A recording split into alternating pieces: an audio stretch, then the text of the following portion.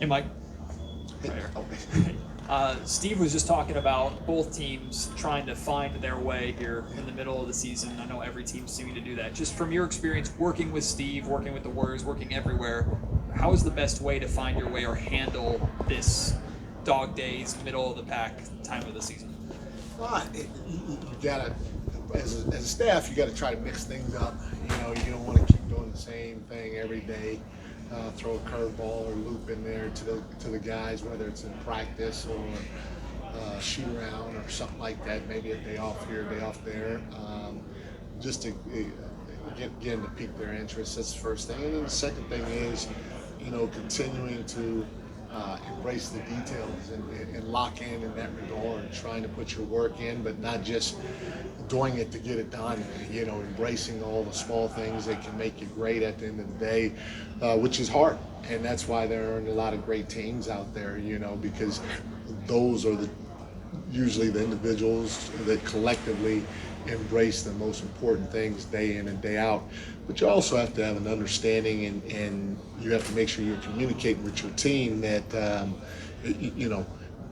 there are other good teams. And if you lose 2, 3, 4, 5, whatever it is in a row, there's plenty of season left. So you have to find a way as a staff and then as players to keep that belief at a high level. What's up, Mike? So, did you ever get that discount at the Ritz-Carlton, or are they hating? No, I thought I was being funny. When I walked out, I pat myself on the back. When I got home, I got blasted. Oh my gosh, Rochelle, she killed me. She was like, everybody thinks I'm a little big because you said I was mad because we couldn't stand the Reds. And I was like, oh my gosh, I'm in trouble with the NBA. I'm in trouble with my partner. Let me just go crawl in a hole. So, no, but I am going to stay there though. I'm going to get it done. Yes, I am staying strong. It was tough when I got home. It was tough. Sorry, Ro. Sorry. Very sorry. Yeah, Coach, after the Atlanta game, you mentioned that was maybe some of the most prepared that you guys have felt as a group going into it. What aspects of that do you hope carry over into this game and the whole road trip? Well, like I said, I thought we played some pretty good basketball. We just didn't finish it down the stretch. We didn't finish it down the stretch in Milwaukee. We didn't finish it down the stretch in Phoenix. And then, Philly went small on us and switched everything. And those are areas that we just focused on after those losses. And when you lose games like that, that you feel like you really had a chance to win, and it hurts even more. And it really makes you try to lock in and figure out how you as an individual can be better, as a coach or as a player, and then collectively how you can help one another. And so those are the areas that we focused on quite a bit the last, week or so. Hi, Mike.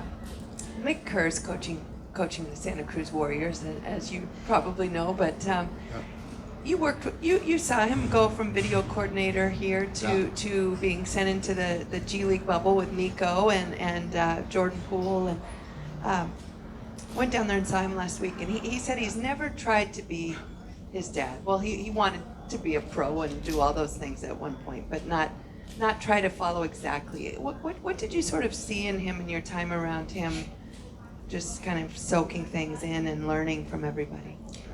I'll tell you what, great young man, first of all. Man, Steve and Margot did a heck of a job just raising him. That's the first thing. And it's evident you wouldn't know that he's Steve's son. Something spills on the floor, he'll be the first one to wipe it up.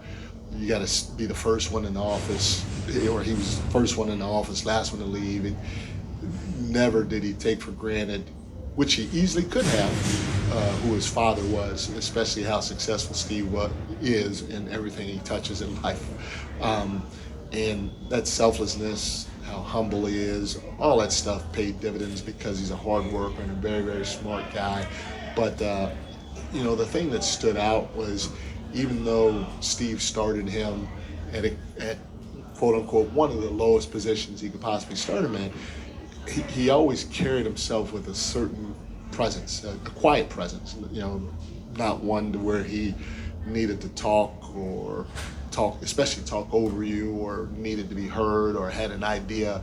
We're all young, and we all think that when you're young, you think you have the answers a lot of times, and I mean, we're all like that, including myself, but he never felt like he needed to try to show anybody how smart he was with answers or anything like that. And that quiet confidence that he displayed just helped with his demeanor, and you knew that he was going to have an opportunity sooner than later because of the respect that he garnered for all those things that I just mentioned, on top of his intellect, his willing to learn the game from a lot of people, and including at times he didn't agree with what his dad thought or said, and he had his own mind. And so all those things, in my opinion, watching him in the few years we were together, it doesn't surprise me that he's sitting as the head coach at Santa Cruz right now.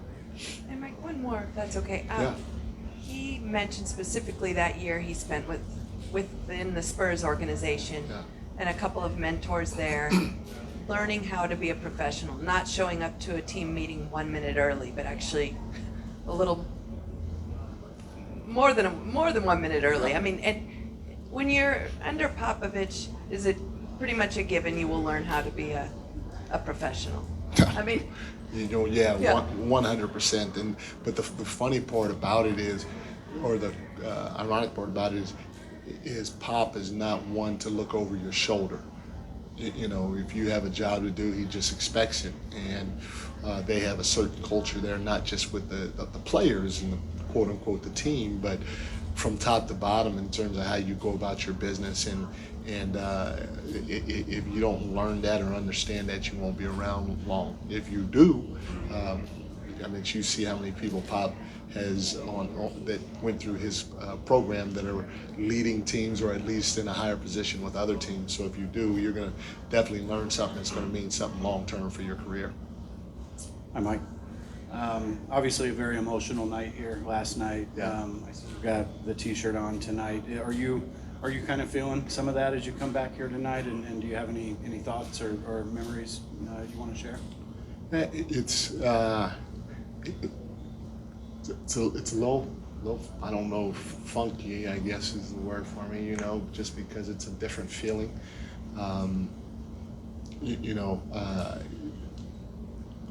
I can't imagine what those guys are going through. I feel for them because I know they're going through a lot.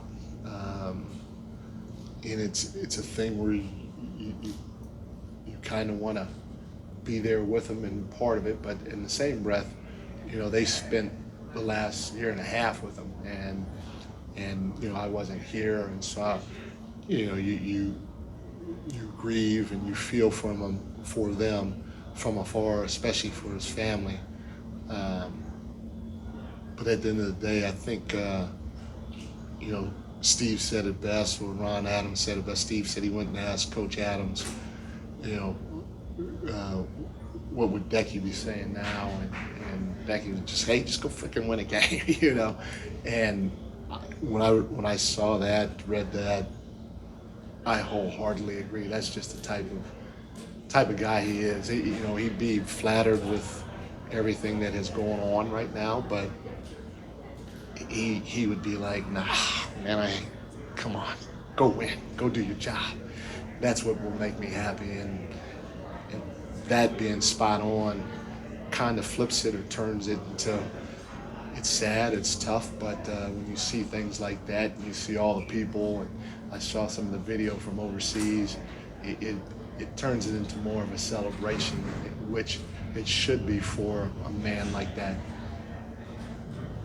To kind of back left corner. You guys lost a game in Phoenix, a week ago or so, where Phoenix went small down the stretch, and you guys kind of had trouble with that. What's the key in those situations where you want to stay obviously big with Sabonis, but a team goes small to still be effective? Well, for us in that game, we didn't during that particular time, we didn't do a good job taking care of the ball.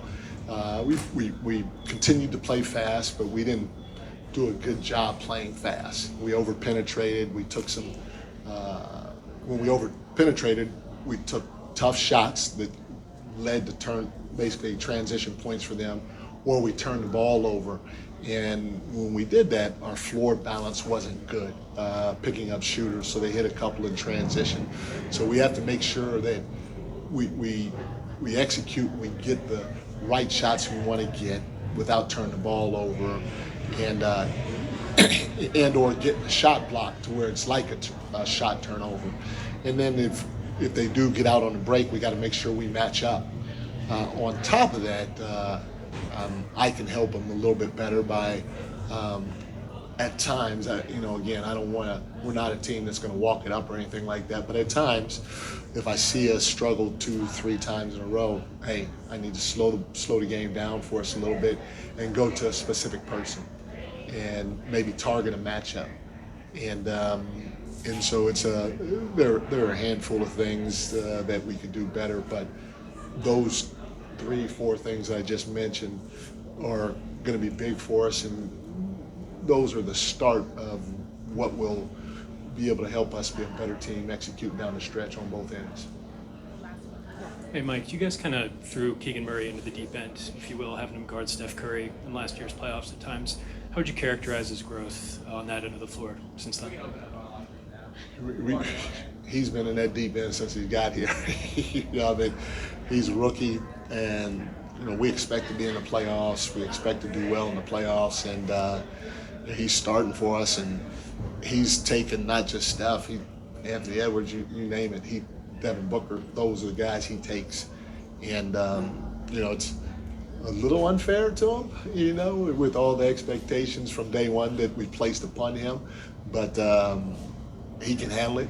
He's embraced it, and he's going to be really good because of it. He's already pretty good now, but his ceiling is going to be very, very high because he's getting a dose of this right now while we're still having a chance to win at a high level. So, thank you, guys. Do they still love you enough around here to give you those cookies?